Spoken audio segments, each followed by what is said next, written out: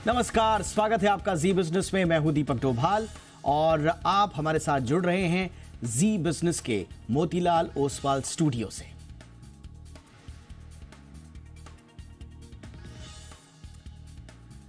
तो आप देख रहे हैं आपकी खबर आपका फायदा, और हवाई किराए में भारी बढ़ोतरी और एयरलाइंस की मनमानी के खिलाफ जी बिजनेस लगातार आवाज उठा रहा है।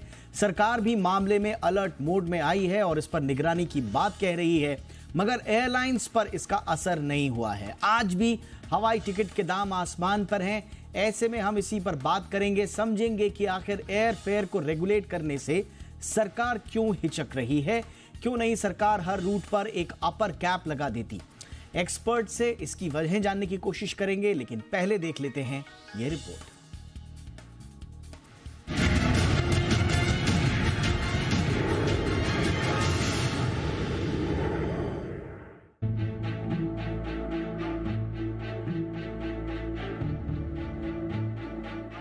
गर्मियों के दिन हैं, बच्चों की छुट्टियां चल रही हैं, किसी को घर जाना है तो किसी को सैर सपाटे पर निकलना है। लंबी दूरी की सभी ट्रेनें फुल हैं, रिजर्वेशन नहीं मिल रहा। हवाई यात्रा एक विकल्प है, लेकिन उसका भी किराया इतना महंगा कि पसीने छूट जाए। दरअसल कुछ ऐसे एयर रूट्स हैं जहां किराया पिछले एक महीने में 1.5 से दुगना तक बढ़ चुका है। इसका सबसे ज्यादा असर दिल्ली श्रीनगर, मुंबई लेह, कोलकाता चेन्नई, कोलकाता हैदराबाद और दिल्ली मुंबई पुणे की फ्लाइट्स पर पड़ा है। इन रूट्स पर पैसेंजर्स को दुगने से भी ज्यादा किराया चुकाना पड़ रहा है। यह हालात तब हैं जब पिछले 3 महीने में एयर फ्यूल टर्बाइन की कीमतें 20.5% तक कम हुई हैं। लो बजट एयरलाइंस गो फर्स्ट के ग्राउंड पर आने से करीब 315 रूट्स पर इसका असर पड़ा है। सरकार ने ये रूट्स दूसरे एयरलाइंस को दे तो दिए हैं, लेकिन ऐसा कोई निर्देश नहीं दिया कि वो किराए में बेतहाशा बढ़ोतरी नहीं करेंगे। जब ऑटो रिक्शा, सिटी और इंटरस्टेट बसों के किरायों में राज्य सरकारों की भूमिका होती है, तो एयर फेयर को रेगुलेट करने को लेकर केंद्र सरकार आगे क्यों नहीं आ रही? ऐसे में जब एयरलाइंस मनमानी पर उतर आए हों। 1993 में सिविल एविएशन सेक्टर को डीरेगुलराइज्ड कर दिया गया था। तब से इनके किराए पर कोई सरकारी नियंत्रण नहीं है।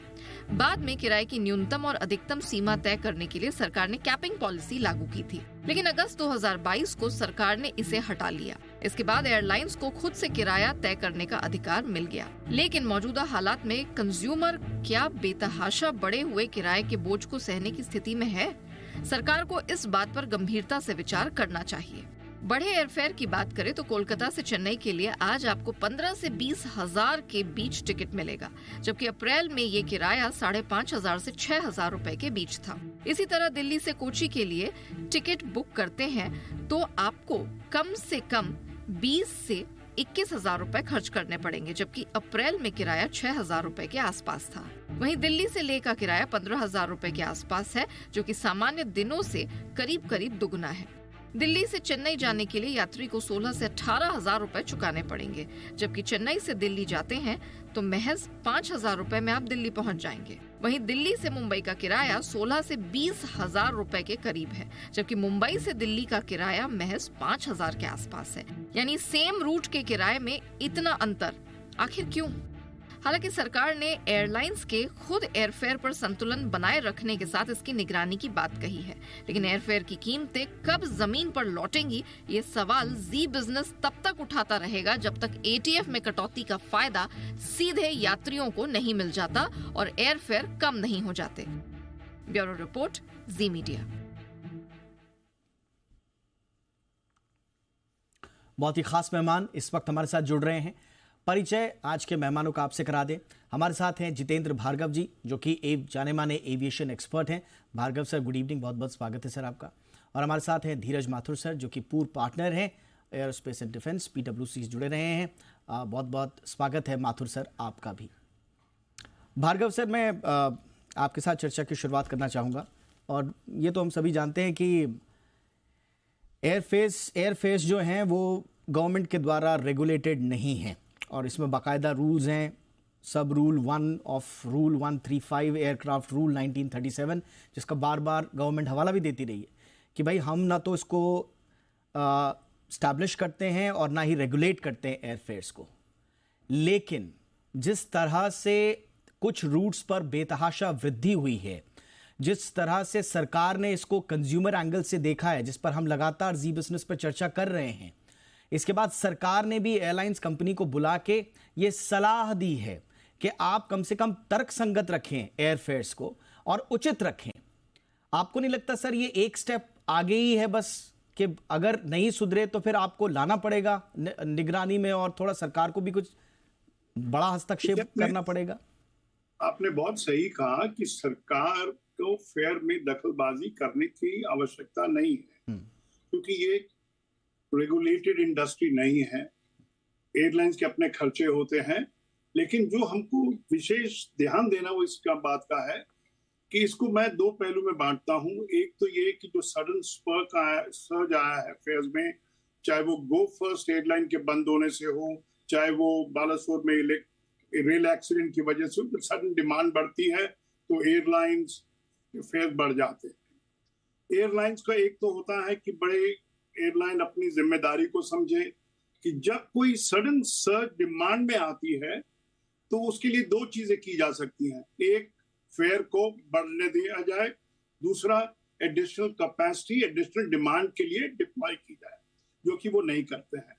अब दूसरी बात यह है जो कि समझने की है, और ये मैं खास तक कह रहा हूं कि जब आपने मीडिया में ये सब्जेक्ट क्वेश्चन उठाया गया फेयर्स के बारे में, तो स्वाभाविक है और ये एक स्टैंडर्ड ऑपरेटिंग प्रोसीजर भी है सरकार का कि चलिए एक मीटिंग कर ली जाए और दुनिया को लगे, मीडिया को लगे कि हम कुछ कर रहे हैं इसको कंट्रोल करने के लिए। तो ये एक केवल एक रिचुअल रह जाता है।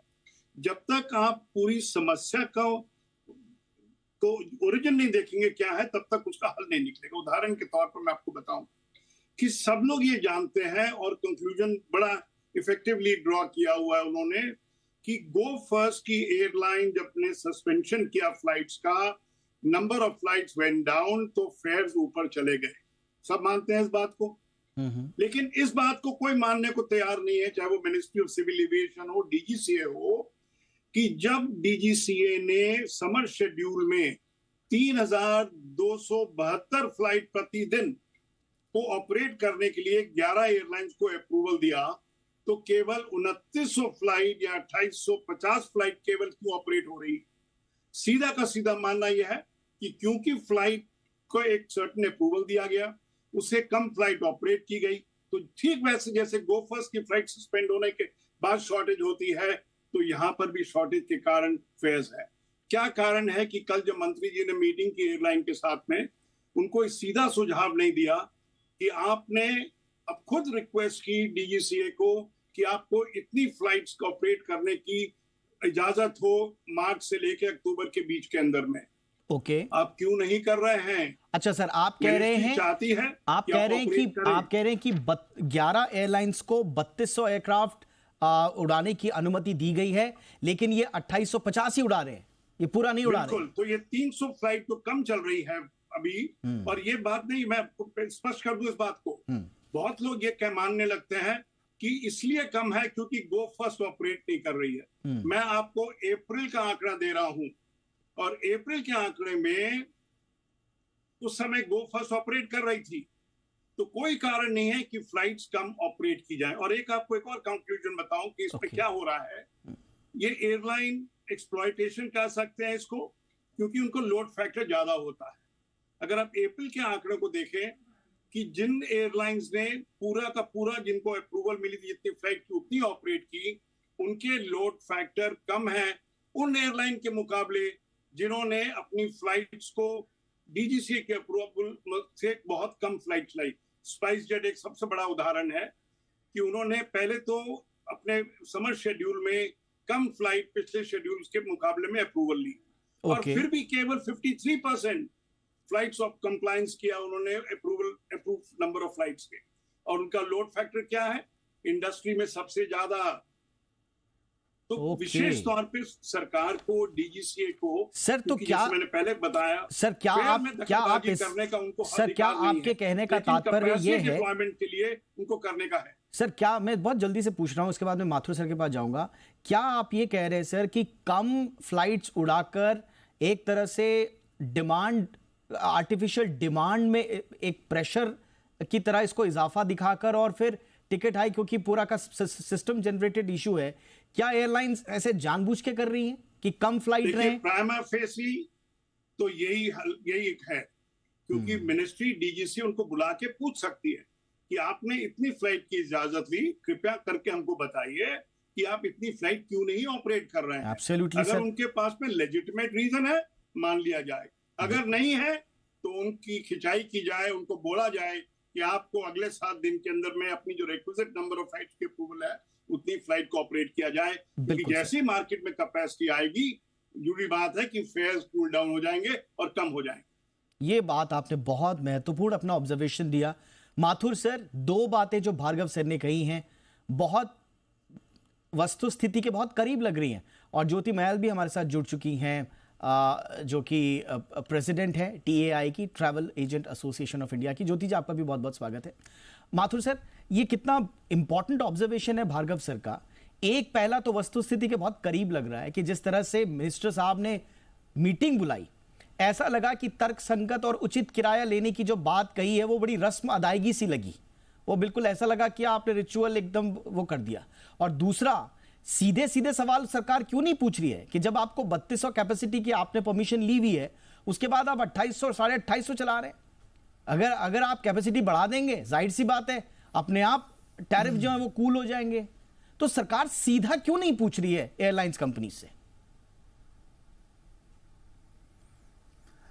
देखिए, तो पहली जो आपने बात कही कि ये रस्म अदायगी है, इससे ज़्यादा और कुछ कर नहीं सकते, क्योंकि जैसा आपने खुद ही कहा है कि ये डीरेगुलेटेड सेक्टर है, इसमें सरकार कोई हस्तक्षेप वैधानिक तौर पर नहीं कर सकती। जो कोविड के समय था वो एक आपदा थी, उस समय उन्होंने इमरजेंसी वो करी थी, बट वैसे अधिकार नहीं है, क्योंकि सरकार ने इसको डीरेगुलेट कर लिया है, जैसा आपने कहा 1993 में। अब रही बात दूसरी के एयरलाइन जानबूझकर हवाई जहाज नहीं उड़ा रही हैं जिससे लोड फैक्टर बढ़े और उनके फिर किराए बढ़े। मैं इससे सहमत नहीं हूँ। with all due respects to my good friend Jitendra Bhargava जी, देखिए सप्लाई चेन की प्रॉब्लम्स को लेके, इंजन्स, स्पेयर पार्ट्स, इंजन्स की प्रॉब्लम्स को लेके आज की तारीख में हिंदुस्तान में 108 हवाई जहाज ग्राउंडेड हैं। 108 aircraft are grounded against a total fleet in India of about 700 aircraft.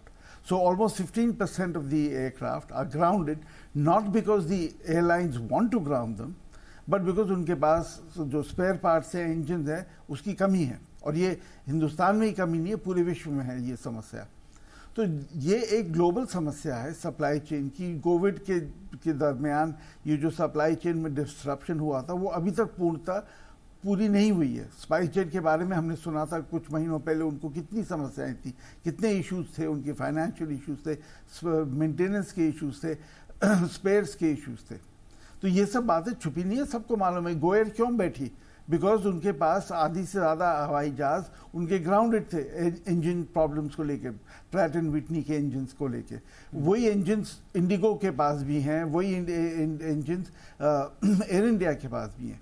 तो ये एक वास्तविक एक्चुअल समस्या है। नहीं, फिर 3200 का अप्रूवल क्यों लेने गए गवर्नमेंट के पास? खत्म करने दीजिए एक मिनट प्लीज।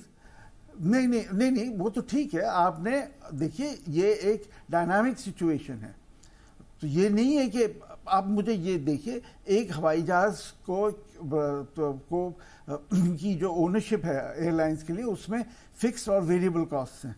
फिक्स कॉस्ट बहुत हाई है, एयरपोर्ट चार्जेस, लीज रेंट, जो स्टाफ की चार्जेस हैं इत्यादि ना, उनको कैसे कवर करेंगे अगर आपने हवाई जहाज को ग्राउंड कर रखा है? 108 हवाई जहाज ग्राउंडेड है, this is a fact. May be 110 होंगे या 106, but the fact is there is a problem. And ये समय जब पीक डिमांड का समय है, एयरलाइंस को पैसा बनाने का समय है, विच businessman will deliberately ground his aircraft and not fly them because अच्छा ये तो है नहीं कि पूरी की पूरी फ्लाइट में आपको ये जो एलिवेटेड फेयर्स हैं वो मिलेंगे। ये अगर आप देखेंगे फ्लाइट, ये जो टिकट्स का, अगर आप आज या कल या परसों हवाई यात्रा करना चाह रहे हैं तो टिकट्स के प्राइसेस बहुत हाई है। पर अगर आप एक हफ्ते बाद की टिकट आज खरीदें तो they are more than half of what they are जो आज आप अगर ट्रैवल करना चाहें तो लास्ट मिनट बुकिंग पे तो फेयर्स हाई होते ही हैं। बट सर लास्ट लोग 6 महीने पहले अपना ट्रैवल प्लान करते हैं। लास्ट मिनट बुकिंग पे एयर फेयर हाई होते थे, ये परंपरागत रूप से होते रहे हैं, लेकिन 30-30 हजार, 50-50 हजार, और वो भी ऐसे रूट पर जहां पर इतनी बड़ी त्रासदी हो गई है, उन रूट्स पर अगर ये लास्ट मिनट चार्जेस बढ़ रहे हैं, सर इस देश में कोई देखने वाला नहीं है क्या? आपको ये भी कहने का अधिकार नहीं है कंज्यूमर को, सरकार को, कि मानवीय आधार पर कुछ तो सोचिए। आपके कारोबार के लिए सरकार ने कंज्यूमर जरूर बात है, समय समय पर कदम उठाए हैं। रही बात कोविड की, जो अनप्रेसिडेंटेड सिचुएशन थी, उस समय जो कैपिंग की गई थी सर, वो कैपिंग कंज्यूमर और एयरलाइंस दोनों के लिए की गई थी, इसमें दोनों के हित थे। ऐसा नहीं था कि एयरलाइंस के ऊपर कुठाराघात किया गया। इस समय अनप्रेसिडेंटेड सिचुएशन कुछ रूट्स पर आई है, क्या आपने एग्जाम्पल दिया उन रूट्स पर? आप किस तरह का प्रेसिडेंट सेट कर रहे हैं? सवाल तो यह है ना सर। और आपके हर तरह से आप कह रहे हैं 108, आप कह रहे हैं 15% एयरक्राफ्ट जो है वो ग्राउंडेड है, तो फिर एक कंपनी 53% पे क्यों काम कर रही है सर? उसकी बाकी की जो कैपेसिटी है 47% की, वो उनको क्यों नहीं चला रही है? ये सर सीधा सीधा दिखता है कि एयरलाइंस कंपनियां आंख बंद करके बैठी हुई हैं। जैसा आप कह रहे हैं, पैसा कमाने का मौसम है, पैसा कमाइए, बटोरिए जहां से भी आ रहा है, और इसमें कंज्यूमर का हित अगर प्रभावित होता है तो आई एम सॉरी टू से ये ऑब्जर्वेशन ऐसा आ रहा है सर कि इन कंपनीज को इनकी कोई परवाह नहीं है। एक छोटे से ब्रेक के लिए मैं रुक रहा हूं। मेरे साथ फेयर है और हवाई जो किराया है उसके पीछे के क्या वाकई में कुछ लॉजिकल कारण है या फिर ये एक तरह से मनमानी है कंपनीज की, हम इसी पर चर्चा कर रहे हैं। दोनों पक्षों को समझने की कोशिश कर रहे हैं। ज्योति जी, जो ट्रैवल एजेंट्स हैं उनके बिजनेस पर किसी तरह का प्रभाव और जो प्रेशर आ रहा है उसको आपका अनुभव क्या है? Thank you Deepak once again. I think हम ये डिस्कस कर रहे हैं काफी देर से, पहले जी गो फर्स्ट के जाने के बाद, और अब इसके बारे में कर रहे हैं। फेयर्स तो ये हमेशा जो बोल रहे हैं मेरे पहले प्रेडिसेसर्स भी यही बोल रहे हैं कि डिमांड एंड सप्लाई है। तो डिमांड एंड सप्लाई तो है, पर इसको रैशनलाइज कैसे किया जाए, something we have to look into. और ये हमारी गवर्नमेंट का काम है। ये गवर्नमेंट को देखना चाहिए कि ये कैसे हो रहा है और क्यों हो रहा है। ये गवर्नमेंट का एक हाथ धोने का तरीका भी है। वो कहते हैं जी we can not come into the way the business is being transacted. So I think but when it came to the question of yesterday कि उड़ीसा की जो एक दुख यात्रा बिल्कुल हुई है, you know, and people have died so many which is so sad, कि सडनली मिनिस्टर जी का हमारा मैसेज आ गया कि आप फेयर्स मत इंक्रीज करिए। So I think this is something which has to be rationalized and looked at a broader perspective के fears आपके क्या हो रहे हैं।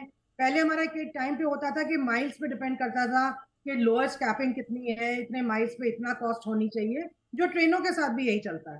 So I think there needs to be some rationalization in the way business is transacted, because that is the way, is only way that this industry can be a win-win situation. Absolutely ma'am, absolutely ma'am। Industry की जब हम बात करते हैं, हम कहते हैं कि हमारे देश की एविएशन इंडस्ट्री जान है हमारी अर्थव्यवस्था की, ये नज़ीर है पूरी दुनिया में। तमाम संकटों के बावजूद अच्छा करे, सब चाहते हैं आगे बढ़े, लेकिन कहीं तो चेक हो। भार्गव सर, संसद में भारत सरकार के मंत्री का जवाब आता है कि डीजीसीए का एक टैरिफ मॉनिटरिंग यूनिट है जो कि एयरफेयर्स को रूट्स पर मंथली बेसिस पे मॉनिटर करता है, इंश्योर करता है कि airlines do not charge airfares outside a range declared by them. ये मैकेनिज्म इन प्लेस है और ये मंथली हो रहा है, ये डीजीसीए का एक मॉनिटरिंग। तो ऐसे में कंपनीज को बुला के रस्म अदायगी करके फिर क्या दिखाना चाहते हैं आप? सिर्फ ये कहना चाह रहे हैं कि संतुष्ट कर दिया, मीडिया में आवाज आई थी, देखिए साहब हमने मीटिंग ले ली। देखिए मैकेनिज्म बेशक हो, लेकिन डीजीसीए के अपना काम निभा रहा है कि नहीं ठीक तरह से, उसको देखना है। और ये जो हम बैंड की बात करते हैं, जैसे मंत्री जी ने भी बताया कि हम आरबीडी की बात करते हैं कि कैसे फेयर को मॉनिटर किया जाएगा, कैसे एयरलाइन को करें।